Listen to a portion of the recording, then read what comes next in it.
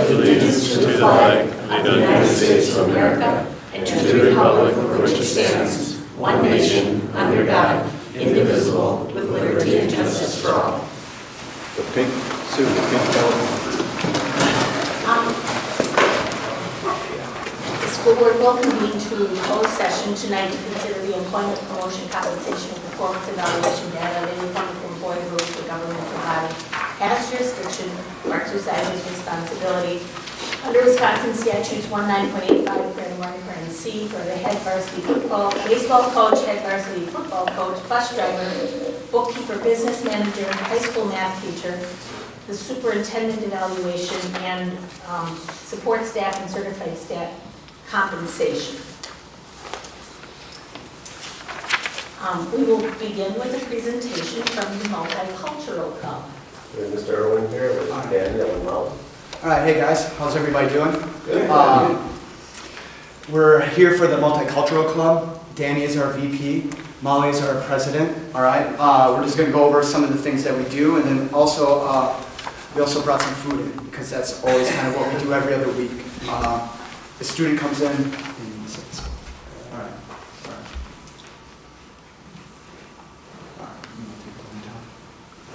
All right. Okay. So what is the Multicultural Club? We meet every other week. Students give presentations on different countries. In these presentations, students give information about different countries and cultures. The presentations cover general information such as population, country size, GDP, and other topics. The best part of the presentations, we learn what kind of food people eat and what kind of music they listen to, and just other cultural customs that go on in most other countries. And I thought, Multicultural Club is really something awesome out here, since especially 14% of our population is Hispanic and growing considerably. So it's just something that is really awesome. It's student-led. I'm the head of student council, and people get elected there. You come by choice, and numbers have grown considerably the last 2 years. I think we're at 26, 27 people, and that's up 7 from last year and a few more from the year before. Students team up in small groups or individual present on a given country. The first one we did was South America and Central America, so that kids can choose out of those two continents. And then right now we're doing Africa. So I think the last group went was Nigeria, and they made some Nigerian peanut stew, which was actually really awesome. But they, also, how many kids, do you get to actually want to, cook a meal, especially a meal that is so different from meals that we usually eat? You know what I mean? Over a few months ago, a few of our students teamed up with Dina Saunders and her ESL night a few months back. Daniel was there. Daniel will tell you a little bit about it. Well, yeah, we teamed up, and we were able to come here to school and help translate for Hispanic families and people who came here. And we helped set up most of the things around here too. So that was pretty nice. We had a lot of Hispanic people helping, which most of them were part of the Multicultural Club. So I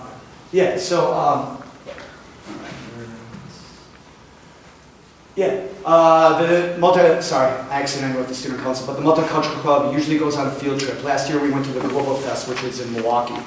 It's awesome. It was at the State Fairground, and it was awesome.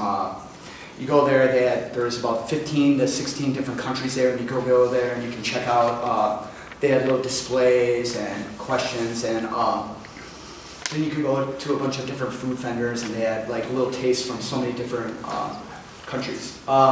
The one thing, but this year we weren't unfortunately able to go. It was the first week of varsity practice, and it would have been hard to get it going.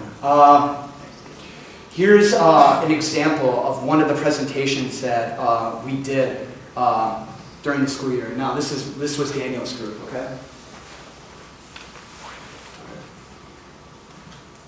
So me and my friend Brandon Mayorga, we made this presentation for the Multicultural Club about Nicaragua.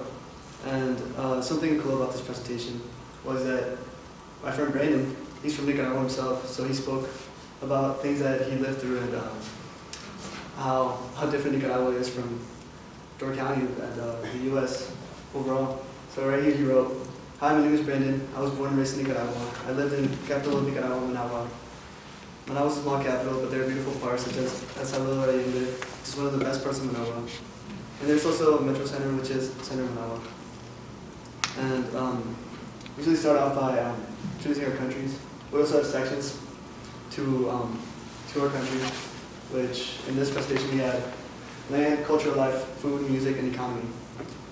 And in each section, we give a superficial intro into the things that the country contains, such as flora, fauna, other different types of plants and animals, as well as country surface space and different types of species.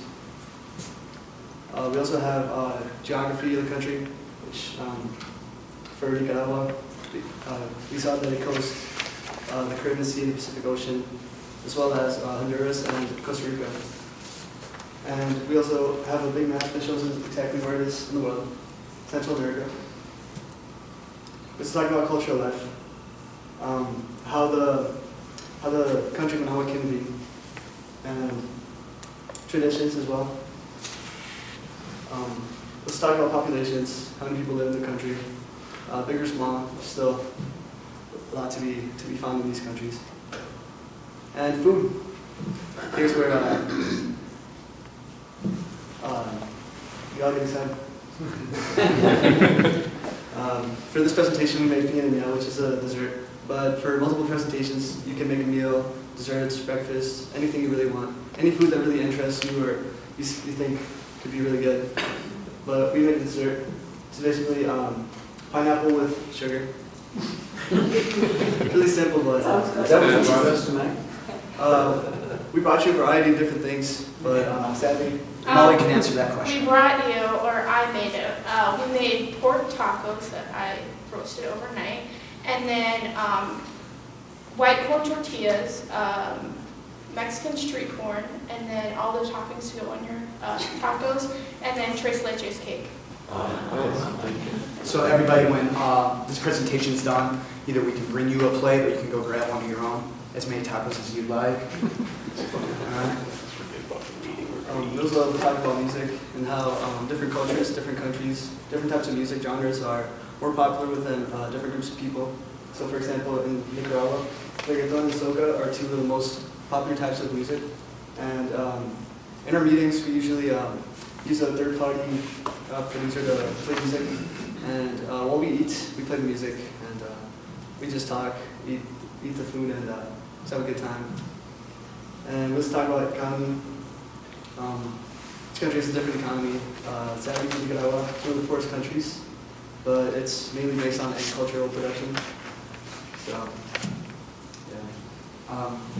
Yeah, so just this is what we do every other week, and we just get together and, like you said, Daniel, we'll give a presentation, eat, and then basically we just talk the rest of the, as the whole group, we sit around and eat and talk, which is nice. You know what I mean?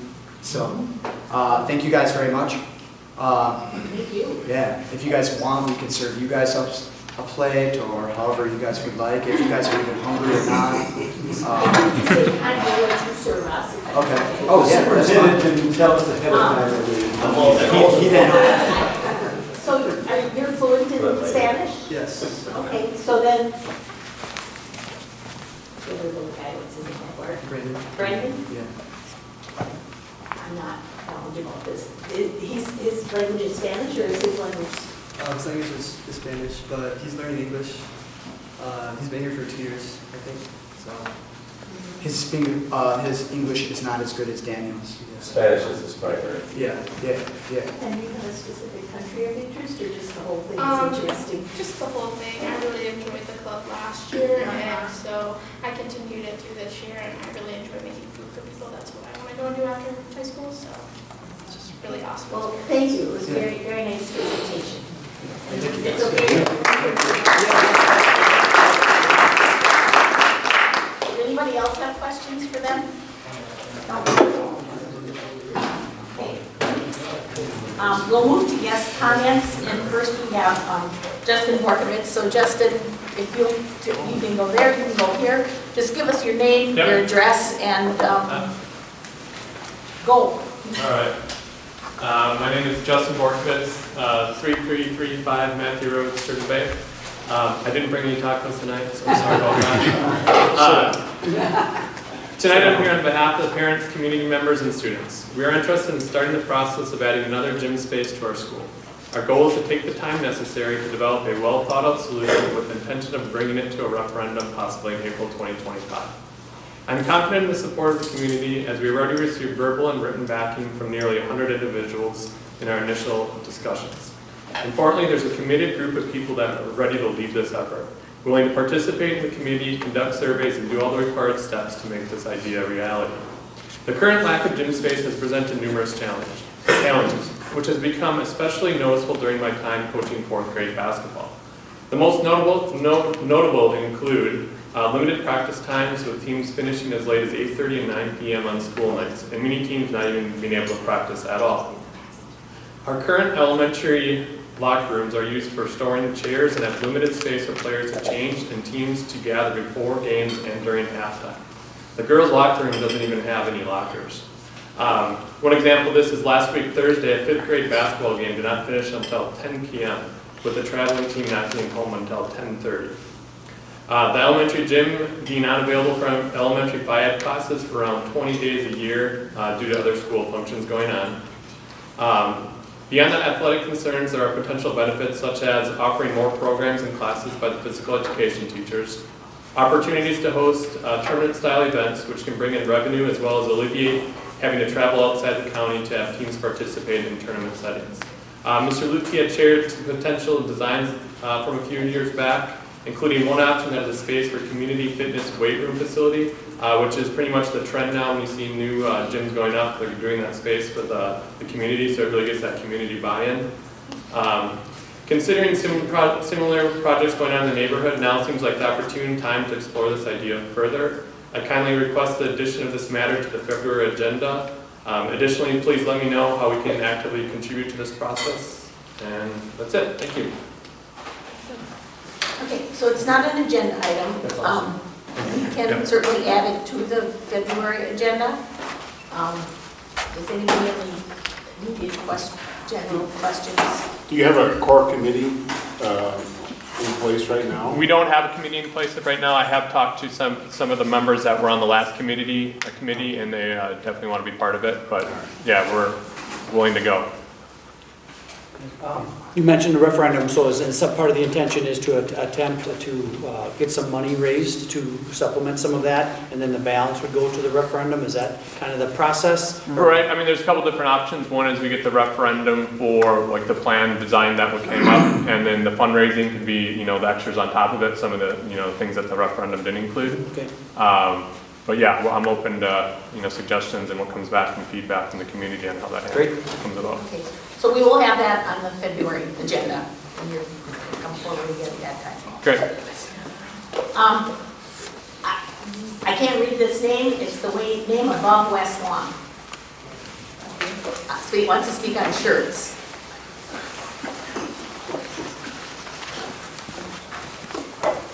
So if you'll state your name and address for the record, that'd be great.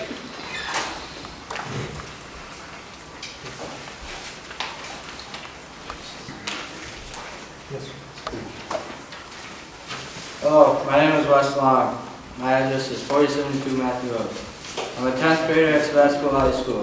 This is a little backstory of how my business evolved. My dad, Lucas, is a 5th generation farmer in Sevastopol, which led us to Miss Dantoine's auction, where my parents purchased 2 push mowers for me at a very young age.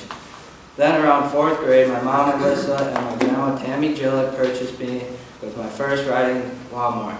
Since then, we've had elderly neighbors ask our family if we could help them with lawn care, landscape, etc., which led other businesses such as DC Custom Creations and George Property Service to subcontract my services.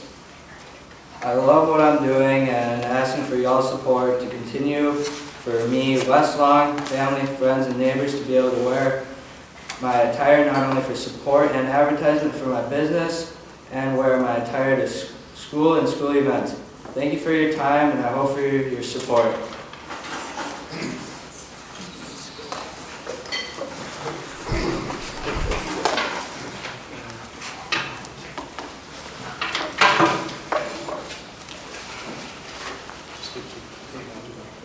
I got some handouts, I just got 2 for that table and 2 for this table, so if you guys want to share, look amongst them, whatever you want to be.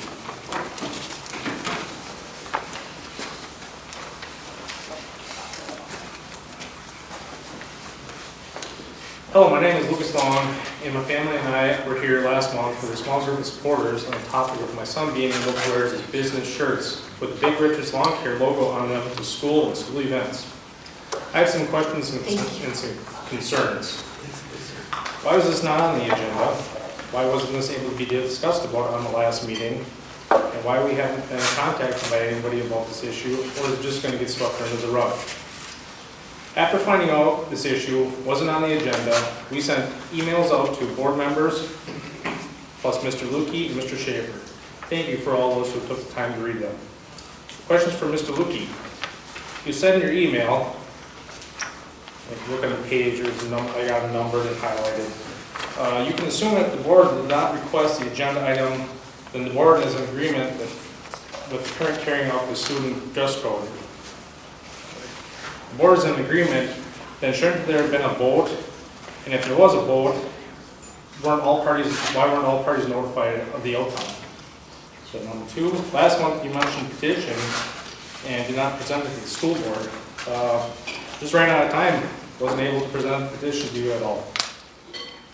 Number 3, petition for the school board to consider should have a resolution with a list of signatures matching printed names and addresses. Petition I present you guys is a very general, vague petition, just to get all of our supporters' voices heard, and didn't realize that it had to be 100% legal to be considered. We can certainly make this whole issue a legal one if needed. And number 4, signatures from outside the school district do not represent constituents the school board governs. Right? We have open enrollment, correct? Don't voices matter on their child's educational issues? And all I ask is this be resolved to stop wasting time on an issue that doesn't even violate the school's dress code. And one more thing. Mr. Lukey, I remember you saying to Wes in our conference with Mr. Schaefer about you and no one in your neighborhood would hire Big Richard's Lawn Care because of its meaning that is on his shirt. Because of that, I say shame on you. As a school superintendent, isn't it your job to support and help encourage and support children's futures? Again, thank you for your time.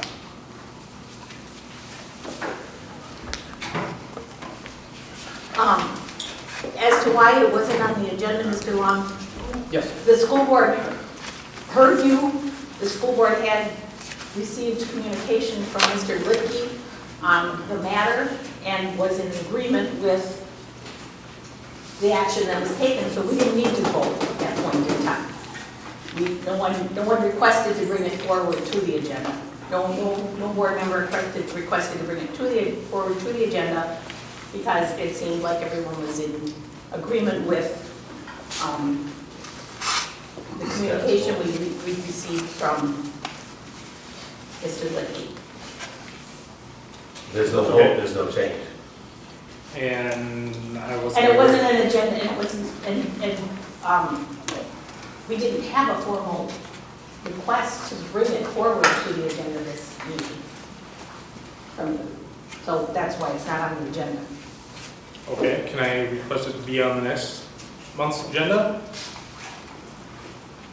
To this to be discussed about and get resolved, because You're asking now if a board member wants it on next month, it'll be on next month. yes. Do any of you, Would would any of you like to My discuss? concern is, there's nothing to be resolved in my head. We have a dress code, we're executing the dress code. It doesn't. I think it's violate- I think it's awesome you're starting a business. I encourage that. And I think it's awesome you're selling that. it just shouldn't be worn on a public school. It Go to doesn't Walmart, violate where anything everywhere of else our is dress also. code though. What's that? It doesn't violate anything on our dress code. Well, that's a matter of our. I have, the dress code is actually in the packet I gave you. I have it highlighted. I'm just wondering why we There's- didn't have an issue with it. I'm just wondering why there's nothing for us. And just to echo of him, of all the issues facing education today, I would not put this in the top 1,000 of issues. Whether or not my kid can wear a certain shirt or sweatshirt to school, I would put that at 1,010. And whatever this, and the board I think is unanimous in this, the interpretation of Mr. Lukey in the dress code is his interpretation, and we support Mr. Lukey. So I guess you're saying that, you know, the larger majority of voices heard matter and the small majority of voices heard don't matter in this world. I don't think it's an issue of yays and nays. It's an issue of interpretation. There's an, As it the is saying our goes, the understanding, rich it is get our richer and the poor understanding, get poorer. it is our No, understanding. not at all. that there's a- I think the story that you brought to the school board doesn't reflect reality. I've been around this community for a long time, and I've known your son for a long time. The story you brought to the school board that is recorded about how we got his nickname is not what I've heard for many, many years. What do you mean you haven't heard? That's my. Kids in his class call him by that name. It's a nickname.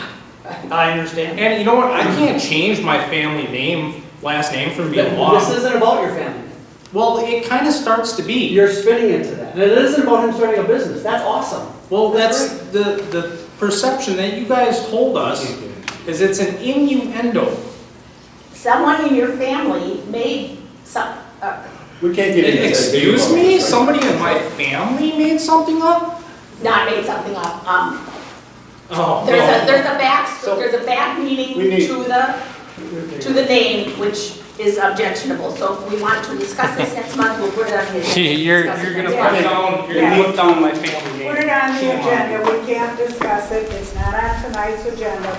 Let's put it on the agenda for February and get this resolved. Yes, So you want dress code on the agenda? Yes. right. Marshall, Thank you for coming. Marshall Long, Thank you. Melissa Long? No? I don't even talk. Megan Matheson? I'm really gonna talk. Tracy Wallach? Nope. Okay. I just, Oh, you do want to talk, I'm sorry. yes, I do. I have been coming to pretty much every board meeting except for a few in the past years. I normally don't comment, but I feel that things have been getting a little out of hand, so I feel it is my responsibility as a taxpayer and a parent to bring a few things to light. I do not want answers till the end, and if you cannot answer, I would like an email answering my questions in the next day or two. I know I only have 3 minutes, and I'm aware of this. First, I'd like to say that administration, whether it is superintendent, principal, etc., you need to base things off of facts. It should never be based on opinion, how things are perceived, or hearsay. Big Richard's Lawn Care is a business that was started by a young entrepreneur. He is being told that wearing his business name on shirts, sweatshirts, etc. is against Sevastopol's dress code. As a taxpayer and a parent whose son has a sweatshirt which was paid for by him out of his hardworking money is being told that repercussions are going to be put in place if anyone wears the Big Richard's Lawn Care logo. I want to know why. I want to know the facts and written policy that states this fact. I also think it is sad that because of how others perceive this and other things, how it can be such a negative impact on a business, a person's confidence, etc. Shame on you for not sticking to the facts. Second, I want to address the employee turnover situation. I do not know any inside information, but looking from the outside, the board should really take a closer look at what's really going on. It's pretty clear to me there's a definite problem. Even going over the survey so quickly a few months ago, I saw the big picture. It comes from the top down. This is your job, responsibility on the board to support our staff and make sure things are running smoothly. To also keep in mind the best interests of the community.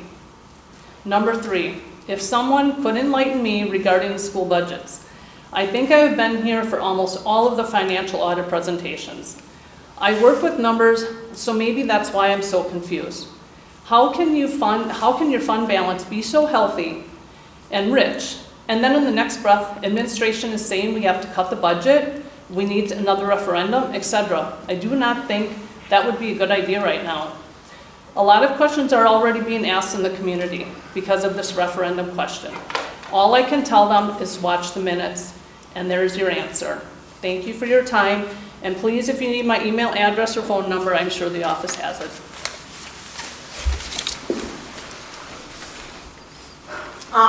Well, I don't think those aren't agenda items, so I don't think we can answer or discuss.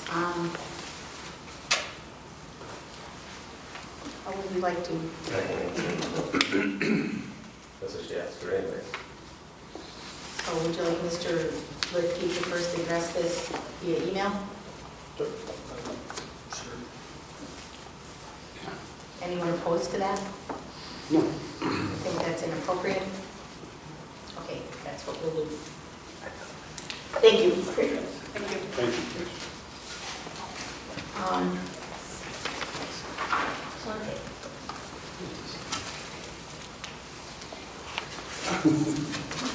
Are there any items anyone wishes to remove from the consent agenda? If there are not, that is by consent, and there are 3 donations. Mike Madden, $1,000 for the Eco Lab, $500 for pupil services from the Glidden Lodge Restaurant, and $250 for the Robotics Club from PAPCO. Thank you to those 3 persons and entities. We'll move to administrator reports and begin with Mrs. Margraf tonight. I didn't have a lot in my report this month, but I do have some updates that I would like to share. Just wanted to give the board an update on our STRIDE program.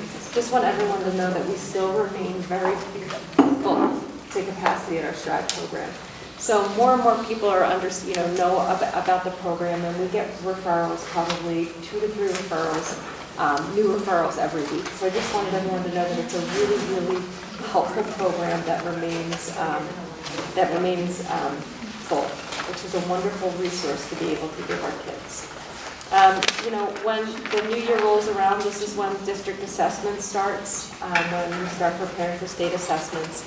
Happy to say that our access testing, which is where all our English learners take every year, is almost complete. So the teachers and the students have been working really, really hard. Forward training is complete, so the forward exam is complete, and I want to thank Melissa Malcor for facilitating that training when I was away last week. And then finally, we got our boot camp dates set for the ACT, and those letters are going to be going out to all of our families towards the middle of next week. So things are starting to get pretty busy, and that's all I have to report. Did I read someplace that the STRIDE program is financially strapped? Okay. All I know is the United Way is in their campaign right now to, so that could be connected to that, but I haven't heard that it's directly related to the STRIDE program. Okay. Mr. Hills. Thank you.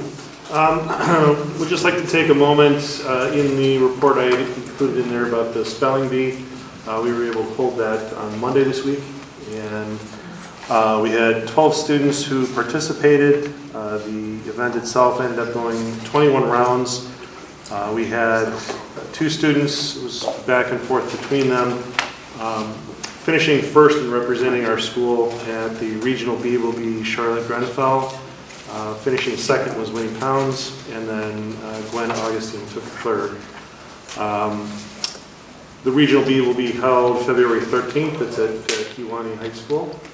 The other thing I'd like to mention is that the Pulse did a news story on the poverty simulation. The reporter from the Pulse had heard about the simulation at another event that she was at, so she wanted to do an article about that. And I'll send you the link so you can read it, but it was nice, kind of summarized the information. from that day, as well as just some additional information about the county and poverty that exists here. It was a great article. Thank you. Mr. Schaefer. Thank you. Last week we had gone through our pride assemblies with both the middle school and high school. Those are awesome. It was an excellent turnout, but the focus after our middle school assembly, we had Mike McCarty, who came here to represent the VFW Post 3088, which conducts a Patriot Pen Essay Contest that's held every year for students in grades 6 through 8. The theme of the contest for this year was how are you inspired by America? We had over 150 entries for this contest that were submitted, and out of the 150, Sevastopol had 4 students who were in the top 6 out of 150 entries. And the winner was Ella Groders, took first place, Sienna Robach took third, Madeline Garash was 5th, and Shaylin Asher was 6th. So a very nice representation. Mike McCarty also talked with the students that had submitted their essays, how well written they were and how difficult it was to make decisions, but Sevastopol was well represented with their participation as well as the quality of their essays. So great accomplishment. Thank you. Thank you for recognizing our 2 school counselors for this Counselor Appreciation Week. As a former school counselor, I know they're often unsung heroes. Does anybody have questions they want to direct on the athletic director or gifted and talented report? If there aren't any, we'll move to the superintendent's report. There's 9 technical corrections to policies for this month, and the policy committee meeting is going to be later this month for those policies. I don't have anything to report. Committees, the communication committee met and discussed the next issue of the Pioneer Times, which will come out first part of March. Lots of fun and interesting articles in that again. At Meet and Confer, there were 2 topics. One was smartwatches. Some teachers feel like the smartwatch is really just an extension of the telephone that the student can sit during class and scroll through it. So the individual that brought that forward was going to take it to Mr. Schaefer. Mr. Schaefer and the high school, middle school staff would discuss that, and if they have a recommendation, I guess it would come back to us for approval in the electronic devices policy. The other was Leave of absence request. there was a leave of absence request. Right now, we have people can get a one-time leave of absence over their 2 personal days. If they want to extend, go to some special event, whether it might be a wedding out of state, out of country, it might be somebody's graduation from the service, whatever it is, they get the one-time opportunity. The request came forward to just allow that anytime, so that if With the focus on it being their student or their child being involved in school activity. Allow that any time with their student being allowed in the school activity. This doesn't mean field trips. It's, if the student's going to state track or some special speaking contest or destination imagination, that they be able to do that anytime. I don't know if can we discuss this under this committee report? I don't know if we want to do it. No, it should be an agenda item in the future because it's a committee report right now. So there's no action. that's the frame on it. We'll put it on the agenda for next month. Does anybody have clarification questions that you need to ask so you can think about it over the next month? Well, one thing that came out of this, you can only do this once in a lifetime. And some of the discussion was, looking at the policy so that maybe once every 5 years, the faculty person could ask for whatever, you know. Except that wasn't the request. The request was any time a student was involved in an activity that. I know, Right. but that flowed out of that discussion. Right. So we can discuss that under that topic next time, Right. around more often. So we'll add that to the agenda next time. Those were the two things out of meeting confirmed. Who was there? Okay. Aye. You were there. You were there. But there were only those two, right? Right. Good. The anniversary committee met Friday night. We have retro night for Pioneer attire, so dig in your closet and find something old to wear, or come in your current Pioneer wear, it doesn't matter. We'll have some people wearing some things, we'll have some things for display, it'll be kind of fun. In March, on March 20th, we're going to have a book talk with Helga Bob and her nephew David Walker. If you know Helga's story, she came from Nazi Germany when she was about 4 years old and has a lot of stories to tell about that. That'll be at 4 o'clock in the afternoon on March 20th. And she was a longtime employee in different capacities here at Sevastopol, so she'll maybe cover some of that too. And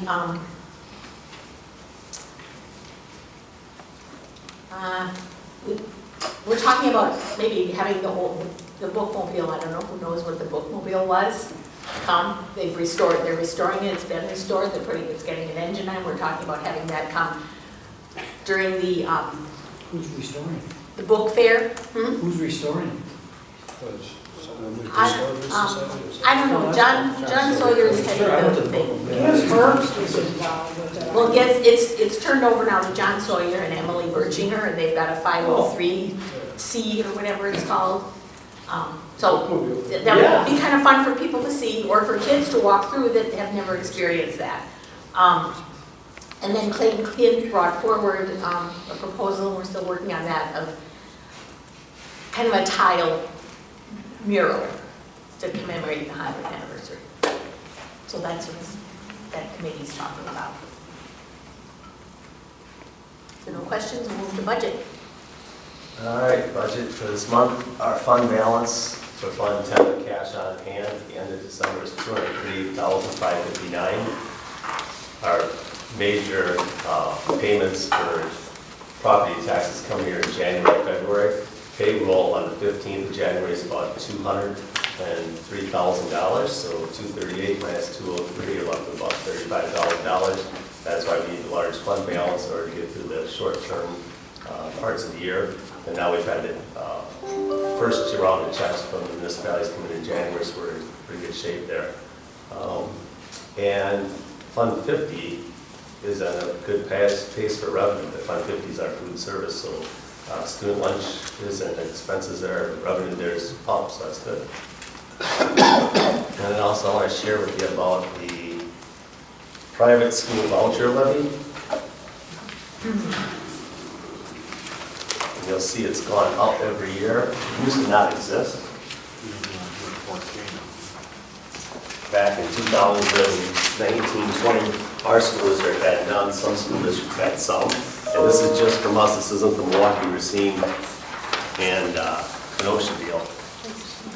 So it's keep ticking up, it's up to $22,000. That money comes to us, but we send it to private schools then. And that's going to increase as the legislators keep making their moves in that direction. But you can see just 5 years ago was nothing, so I think it's going to keep ticking away. And now we send $22,280 every year.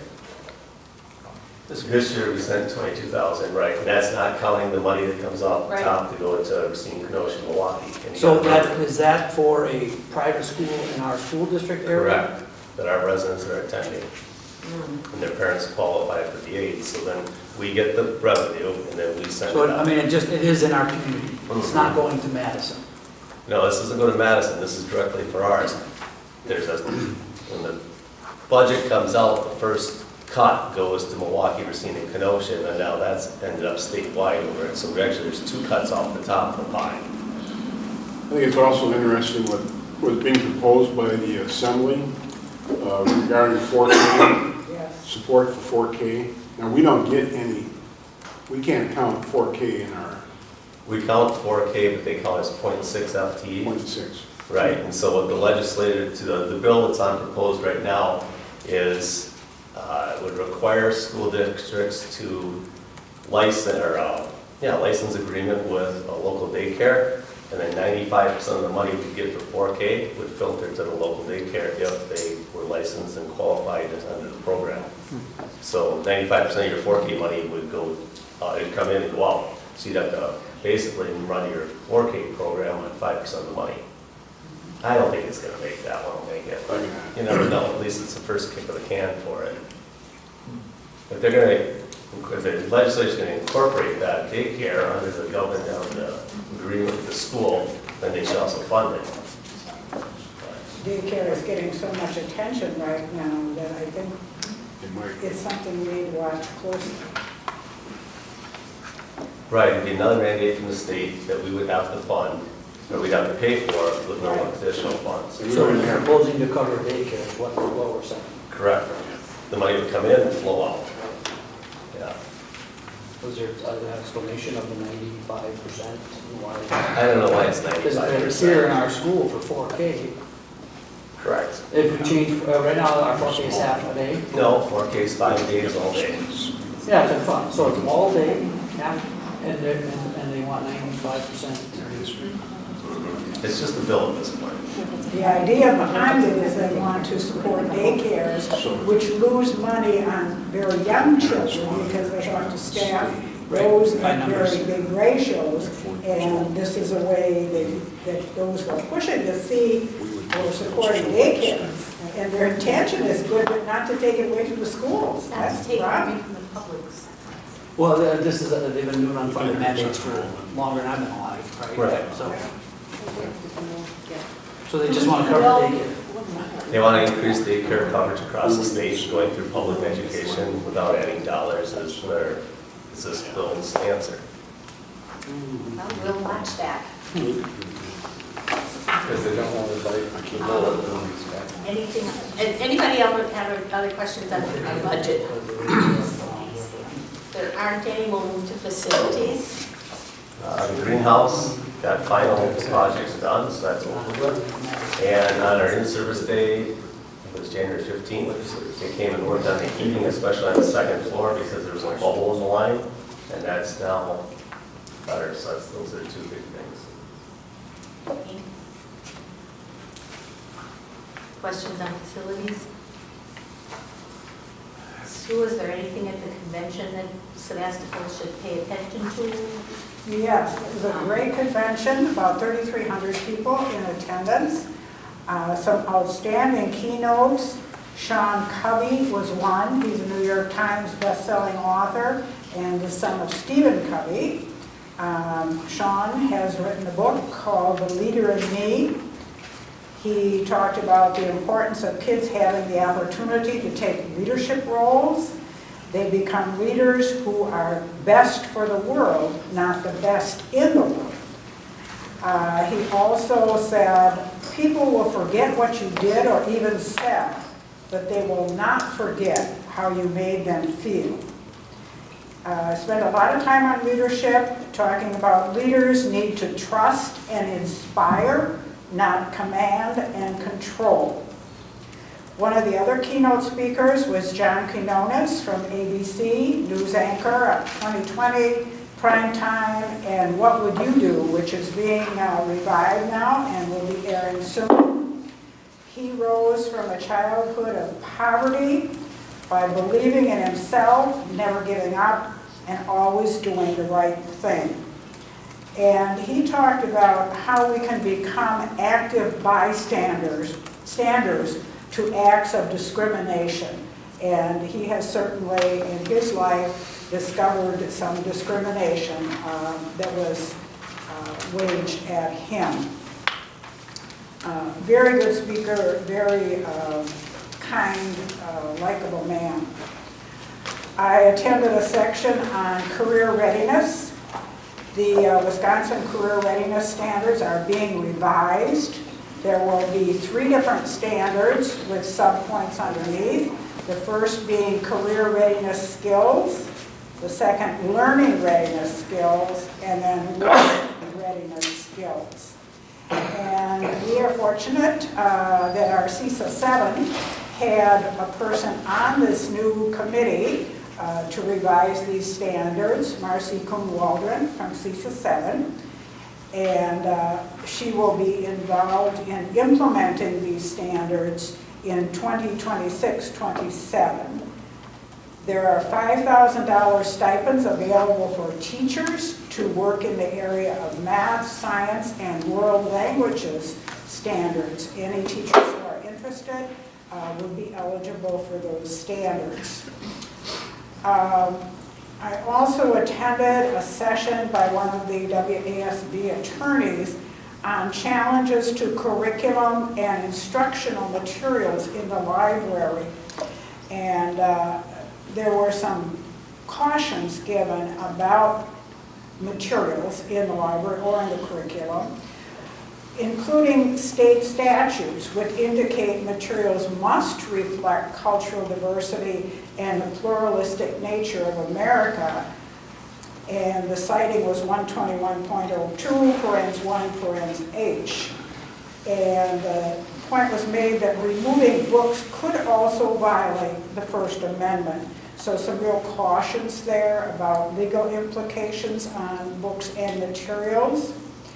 And they talked about a review committee and the fact that when we have a committee that would review materials, those are open to the public and they are open meeting laws that must be followed.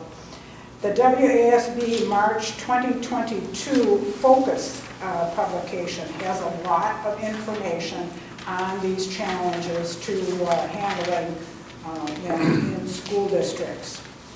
State Superintendent Jill Underlay recognized Senator Cole and the tremendous contributions he made to education in our state, to students through his scholarship programs, to assisting districts in getting grants, just a real statesperson. And he was well recognized at the convention for his contributions to education. State Superintendent Underlay also talked about mental health services. She talked about misinformation, vitriol, and volume that we see in today's society. And she emphasized focusing on what is best for all kids, not focusing on fighting back, but looking at it from a positive standpoint. I also attended a half-day session on navigating challenging discussions to engage your community. Some great tips on how to do that, dealing with misinformation, building relationships, modeling constructive two-way communication. And this group presented a handout of 15 things school board members can do to boost public confidence in public schools. Governor Evers also spoke. He talked about the impact of the state budget on education. Another keynote speaker was Maya Payne, who addressed some of the issues regarding Act 20, the reading emphasis that is resulting from Act 20. And she talked about the need to work with parents so that they can help their children with reading. I also attended a session on growing your own. And Kyle, I think I forwarded an email to you from Leah Luke. I forwarded on to Troy and post them all. Okay. And that is there are 87 state chapters, including one at Sturgeon Bay, which I think could be helpful to us getting a chapter started here to grow your own teachers. It's a national effort. It's similar to when I was in high school where we had FTA, Future Teachers of America. They don't have that anymore? No.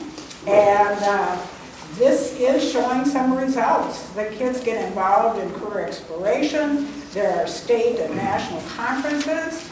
There's leadership development. There's hands-on learning.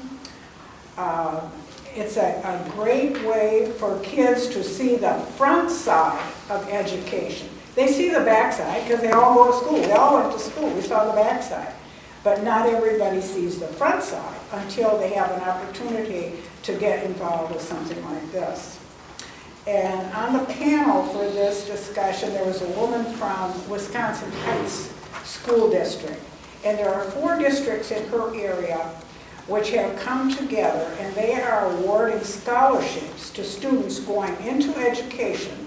And then the students come back to those school districts after getting the scholarships. That's the agreement, that they have to come back.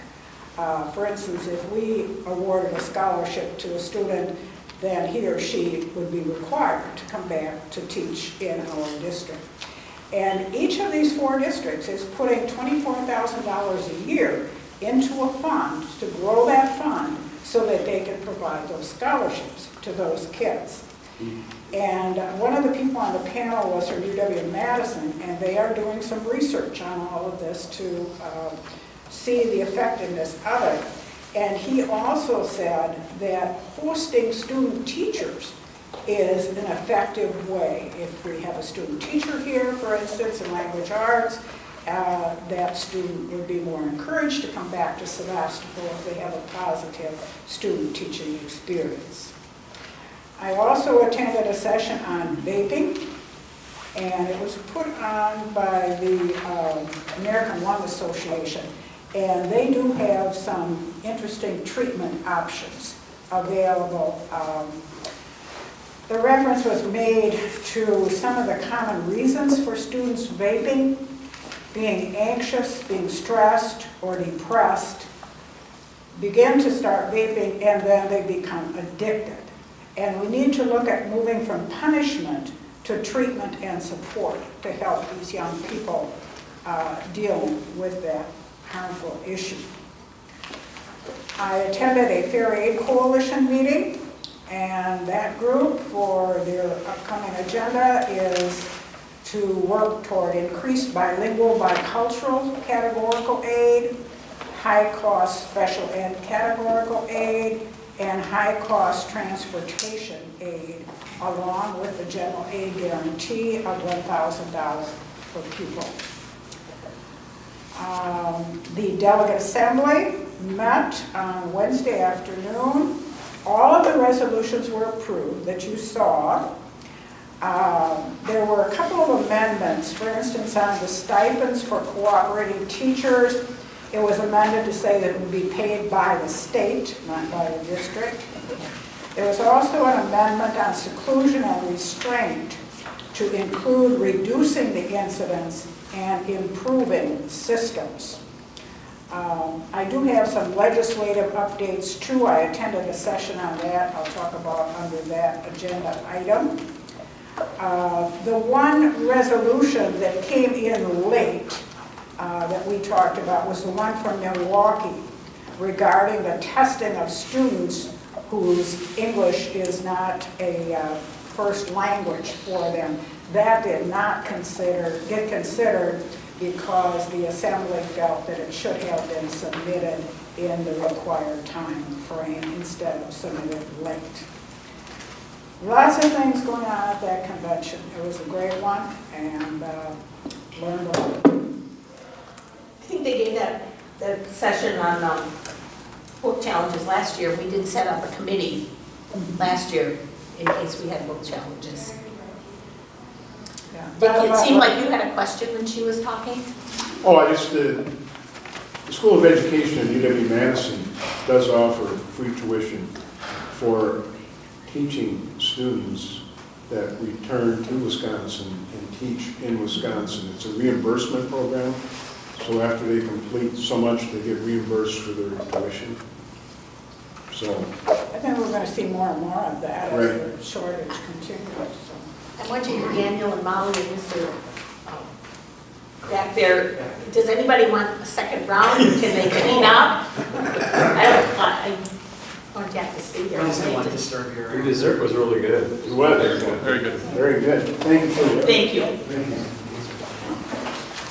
Just an aside, to discuss vaping, are there any discussions about marijuana? Because, you know, we are an island now surrounded by marijuana states, and there's a push in Wisconsin.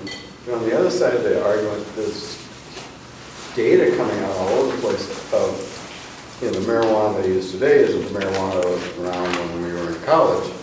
And the devastating effects on mental illness and anger and violence and all that coming out now is really pretty scary. And are we as schools ready to deal with that? I guess I'm saying is the school systems willing to take a position that we do or do not want another mind-altering drug out there? Yeah. Yeah. Do they ever discuss that? Because that's I did not attend anything on that, but that doesn't mean that there wasn't something because there were so many sessions. Yeah. Okay. But you make a good point that, there are some repercussions there. it's huge. Yes. Yeah. It's something for the school board association to take up, as you said, to take a position on, should we be a state that allows or not. We don't have anything under board goals. There's the Sevastopol Town Park Memorandum of Agreement, which, are you telling us this is, Yes. Sevastopol's happy with it, Sevastopol can uphold its end, and we're confident the town will uphold its end of it, and Well, I would start with you guys, correct me where I'm wrong. There's been a lot of coordination, which I think is a great positive thing. I think my interpretation, both groups agree that we want to make it better, so that's why there's so much fine tuning of wording. And so we think it's an improvement on before. I think the intentions are there. And like every year, we can revisit and we'll see how it executes. So I think the recommendation is to sign this. It helps the school for our period. And Mr. So, Lukey, it looks good from your standpoint. So the committee is happy with it, the superintendent's happy with it, does anybody have questions? I guess the list of responsibilities for the school is kind of extensive. I realize that not having a field ourselves is a disadvantage. Sometimes I look at this as a little bit of a user fee type system, since we are going to be responsible for a lot of the after game and that sort of thing. Just my feelings on, $10,000 might be a little rich on that. That is a bargain for our school. But the things, here's some different. And I think some of the stuff that is on the school or on whatever is stuff that should be done anyway, like raking the field after a game. I mean, What? Is that our responsibility? What I was going to expand on is the town park. I It think is, here, let me try this, and correct me. A town park doesn't have to have a game field. They just have a park. It's a town park, and we've actually talked about that. They don't have to have it WIA sanctioned. They don't have to have the right distance on the bases. It's a town park. They don't have to have that. To have a WIA sanctioned sporting field, we do have to have that. And if you survey and talk to ex-coaches and baseball players, yes, the baseball players' teams should do that. So, and the maintenance, like you said, if we had ballparks in our school district property, we would do all of this stuff. The school would be responsible for it would that. cost more than $10,000. So that's been, so all that labor and all that stuff, and upkeep and lawn mowing and watering, and so all that, and we've had some extensive conversations about it. But, so we do think, we know the number's going up, so it's a valid thing to question, but really it is I think it's very reasonable if you really, we've dug into it for a long time, but on the funding of it and stuff like that. Okay. Because let's say they didn't want to work with us, and they wouldn't let us use the park, because that's an option. Nobody thinks that's a good option, and if we had to go up to another field, it would be worse. No other field is as good as those fields are in our area to use, right? So that, and there's been a lot of good open discussion. I thought there's been a good discussion. Kudos to Brooke and Mark for bringing all this together, and a lot of discussion, good and bad, and arguments, and that's healthy. I think it's an okay thing for. And jointly, there have been a lot of improvements to the baseball and the softball team. The school helped initiate. I mean, the school, not the district, but people, I'll just say, like Brooke Tank and the group that she's involved in. was very instrumental in getting the improvements done and getting the funding for that, for those improvements. So we have a buy-in on it unofficially. I agree with Richard. I think they ask a lot, considering it's next door, it's a town, it's the town's park. All the kids who live in Sevastopol who go to this school use that. Their parents have already paid taxes on it, but and on the other side, I think you guys have worked very, very hard on it. I don't think you can fight City Hall. You can only push City Hall so far because it's still their park. So I guess begrudgingly, I'd say this is what you got to do. I'm disappointed in the town that they have been so kind of stuck in the mud over this. Poo-poo, thank you. That's P-O-P-P-O. So I thank you guys for spending the time, all the time you spent. Yeah, you being spent a lot of here time against on this wall. it. So we have an interim clerk. When you make your motion, please state the motion in full so that she can write it down. If there's a motion on this item. Move to approve the Sevastopol Town Park Memorandum of Agreement as presented. Second. All in favor, say aye. Aye. Opposed? Motion carried. Then we have the school calendar, which we had a survey on.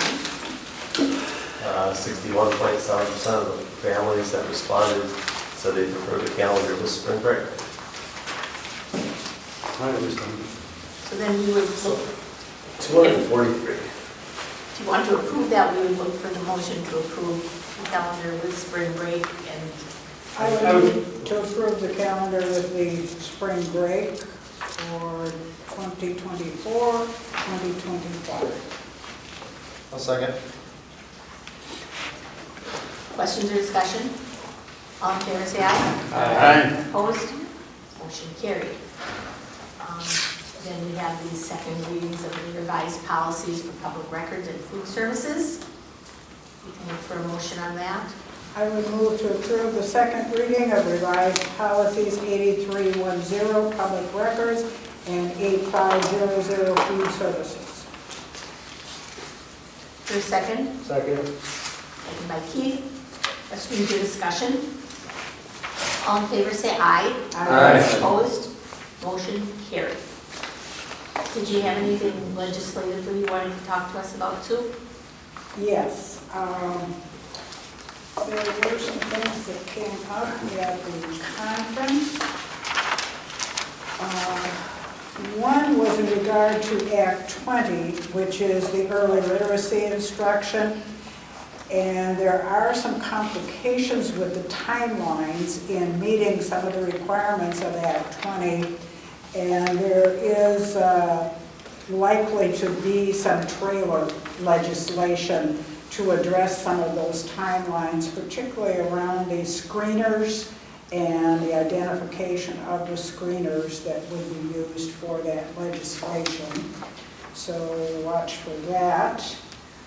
Also, the task force on truancy in K-12 education is in progress now, so we will be hearing more about that, which is always an important and challenging topic. And WASB has registered in opposition to AB 82, SB 83, because posting an estimate of the accrued interest on the ballot could open up a district to legal action from a constituent if the estimate is too far off from the final amount. WASB does not feel that this legislation is likely to pass. It's difficult to predict the interest on a ballot, and if it's incorrect, that could be confusing to taxpayers. So that's not likely to pass. What was that initiative? What's that? Could you explain what the initiative is? If we have a referendum to Yes, $80 million bond issue, right, it would tell you everybody how much. interest would be, Oh, the interest. right. Well, that changes every week. Yes. And then the Parental Bill of Rights has been passed by the Assembly on the 18th. So I don't know if there's any more action on that, but that is something. I read that way they thought Governor Evers would veto that. Yeah, it just passed on the 18th in the Assembly. And then there is a bill out there closing a loophole in school strip searches going to the governor. The bill would make all forms of strip searching illegal in Wisconsin. It is headed to the governor's desk, and this is based on the incident in Surrey a few years ago. Then if you listen to the governor last night in the State of the State, he has created an interagency council on mental health with a statewide, to come up with a statewide plan to address mental health services statewide. He referenced a Raise Your Voice student-led group from Merrill High School as being involved in a student-led effort to deal with student mental health. The governor also focused on the workforce issues, the child care crisis. He focused on public education at all levels and expanding paid family leave, all under the workforce issue umbrella. He called for 2024 to be the year of the worker in Wisconsin. And he also talked about a teacher apprenticeship program to provide more support for new educators to keep them in the field, because so many young educators are not staying in the field, and obviously we need to have them desperately. So he did a nice job, I thought, last night of talking about some important It was very education positive. issues. Yes. Okay, thank you. We'll need a motion on the updated anticipated open enrollment activity report, unless one of the administrators needs to speak to that. You have a 4-column item in front of you. It's first labeled special education, that's per classroom, by grade level for K through 12. This special education portion has a student service score of what we are currently offering for services. And then the third column is capacity, and that tells you the space available at the special education programs. All 5 or 6 programs we have for special ed are full at this time. And grade levels that are full for open enrollment, and this is next year, would be 3rd grade, 5th grade, and 10th grade. Now, if we get a residential student at those grade levels, they obviously still get educated here. So, If there are no questions, can we have a motion? I would move to approve the annual anticipated open enrollment availability report as presented. A second. Second by Jeff. Questions or discussion? All in favor say aye. Aye. Opposed? Motion carried. We then have some resignations, so we'll take a separate motion on each of those. I'll make a motion to approve the resignation of Fred Suki, the high school math teacher. Second. Motion by Jeff, second by Sue. All in favor say aye. Aye. Opposed? Motion carried. Move to approve the resignation of Brian Keene, 7th grade boys basketball coach. Second. Motion by Dave, second by Keith. All in favor say aye. Aye. Opposed? Motion carried. Make a motion to approve the resignation of Danny Floor, high school track coach. Second. Motion by Jerry Warwick, second by Sue. Question to discussion? Hearing none, all in favor say aye. Aye. Opposed? Motion carried. Make a motion to approve the resignation of Roxanne Chop as the softball coach. Second. Motion by Keith, second by Jeff. Questions or discussion? All in favor say aye. Aye. Opposed? Motion carried. Then we have the middle school, high school track coach reorganization. Does anybody want to address that? Yeah, with Debbie Fleur resigning for a new job, they're looking at restructuring from the center column to the right, so Matt Gossett would go with the high school track teams, he's more of a throws coach, and they align this way instead.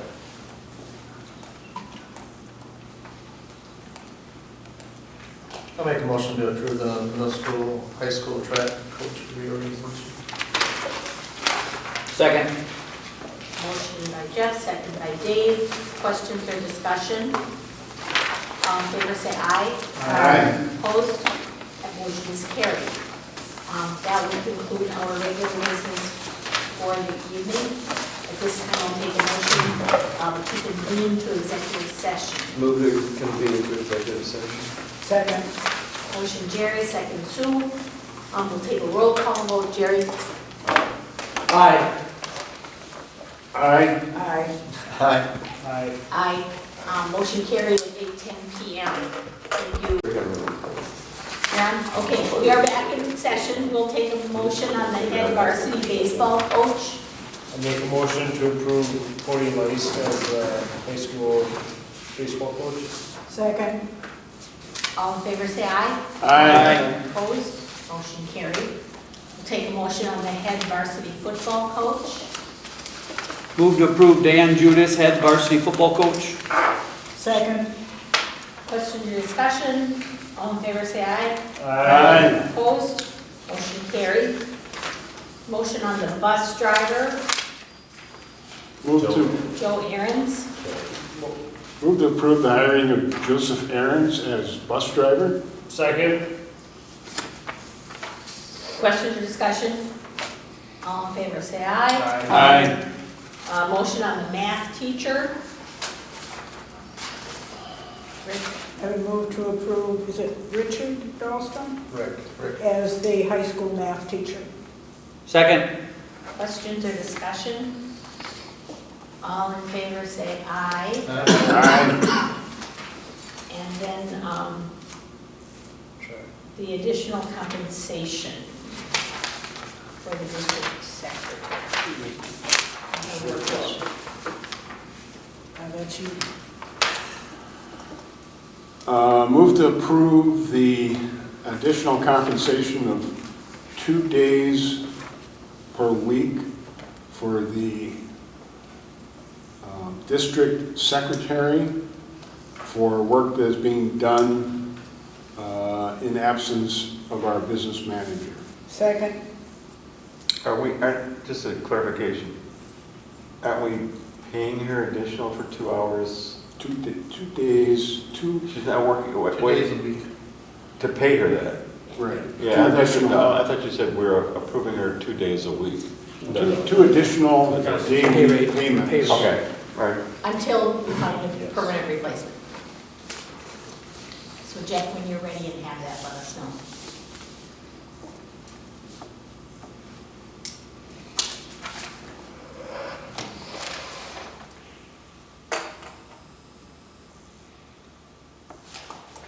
Till what? Till how long? Till we have a permanent replacement. To new hire? In the absence of business manager.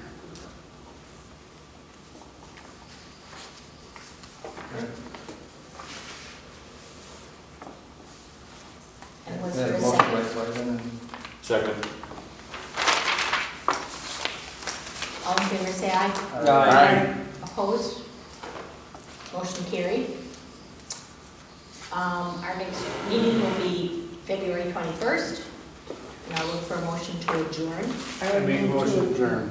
We can have it. Jeff again, I'll second. Those short meetings are spoiling it. but, all in favor, say aye. Aye. Opposed? Motion carried at 10:14 p.m.